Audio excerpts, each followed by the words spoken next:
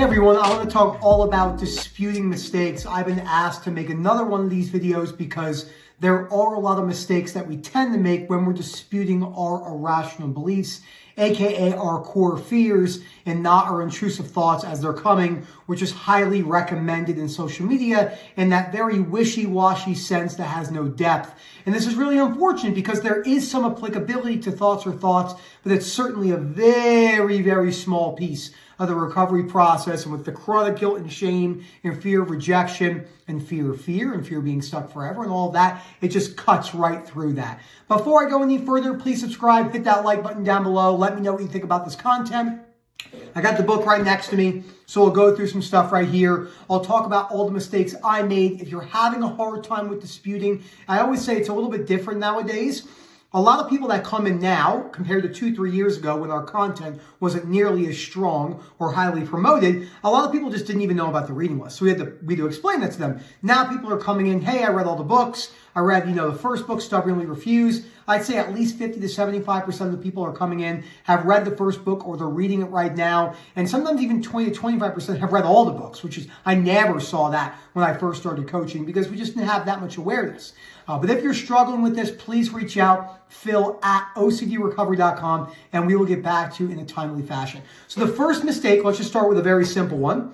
OCD takes orders from beliefs and not thoughts. Anyone that's telling you that OCD takes orders from thoughts, like disregard your thoughts don't mean anything, the thoughts don't, context of the thought doesn't matter. There's some truth in that, but it's not true for the most part.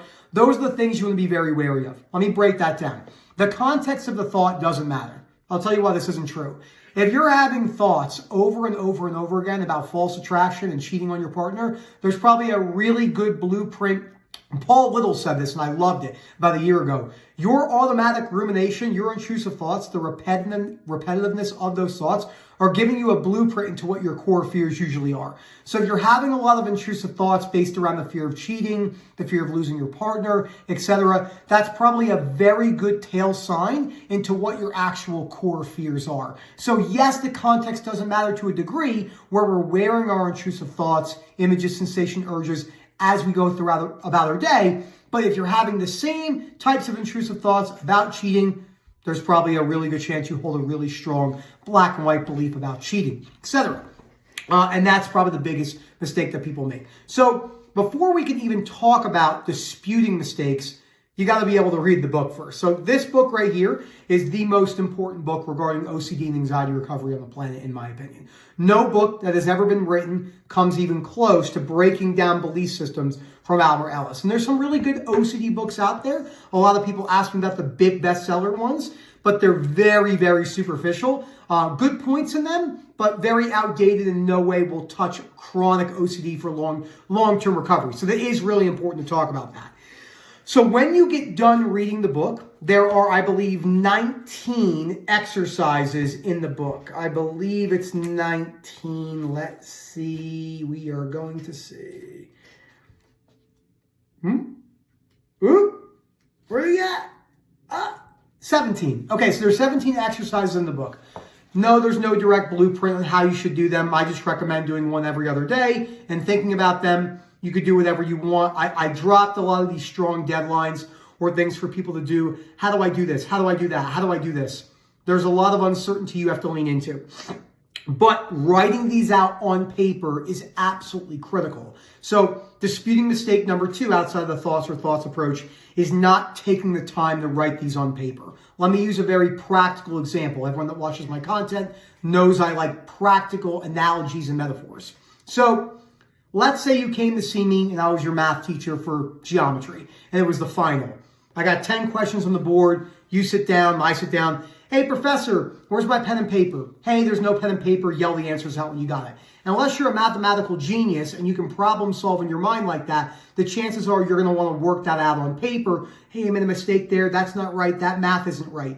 This is the same thing. When I look at people's books, and you don't have to be a highlighter or note taker, but when I look at people's books and there's nothing written in their book whatsoever and there's no actual active approach to breaking down the beliefs with the exercises, I have a very good awareness of the accountability you're holding for yourself. So that's mistake number 2, okay? Mistake number 3 is going way overboard with them. So I have people bring their disputing homework to me on the calls. I got this from Moment. I always reviewed it, but Moment was like, maybe you should have them send them pictures. I have them do that with me. I started implementing that a few months ago, and now I really, really can see. I'll give you an example. Someone I was working with, they had 4 or 5 pages for one exercise. Way too much, looking for certainty, going overboard. The other side of that, which is mistake number 4, is the opposite, right? The yin yang is writing 4 words. I'm not scared of that, or this is my fear. Not deep enough. You're not thinking about it too much. You're thinking about it very superficially, and that's not going to be enough to break down those core fears. So there is no line in the sand when it comes to what's the correct amount. You have to get very comfortable with just making an immediate action to break down the belief systems. And that. Let me just go through exercise 17, right? Use rational emotive imagery to get over any emotional upsetness that you may have about falling back to a previous level of disturbance, or use it for any other problem. So let's say right now I never recover, right? I go back to where I was, I never recover. I even have to go back to the mental hospital, and I'm highly suicidal. Don't want that at all. Remember, acceptance doesn't mean agreement. Using rational emotive imagery, you first imagine one of the worst things that can happen to you, okay? So I wrote fear of addictions, fear of losing control, fear of going backwards, fear of not being able to recover, being stuck in an anxious state for the remainder of my life. Very irritable. I was very irritable, and I had a lot of fears about irritability. So really going through this and writing this on paper, whether you do some stuff in the book, and like I said, I mean, if you were to look through my book, I mean, you could just see it. There's a lot of note-taking in the sides, a lot of arrows, highlighting. You don't have to go overboard. Mine was probably a little bit too compulsive, but if there's nothing at all and you're really skim reading it, that's the problem. So those are the first kind of 4 or 5 mistakes that people make. Mistake number 6, we'll just go to number 6 where they're on 4 or 5. I think we're on 5, is disputing thoughts as they come. So this is for core fears. Remember, intrusive thoughts, images, sensation, urges, we're wearing those. Weddings, birthdays, holidays, food shopping, filling up your gas tank, walking the dogs, laying in bed, watching Netflix. You're looking at the core fear. A lot of people say to me, I'm not really that scared of my worst case scenario with, say, harm OCD, but I'm really scared of OCD just popping up randomly throughout the day. A lot of intrusive anxiety and rumination. That is stemming from that fear, the fear being anxious for the remainder of your life. That will have to be warned as you go for the core fear, which is if I stay stuck with OCD for the remainder of my life is ruined. No matter how hard my OCD could come back, I would do everything in my fucking power to not complain about it anymore, because I spent way too much time complaining. I might not even tell anyone because there's no point.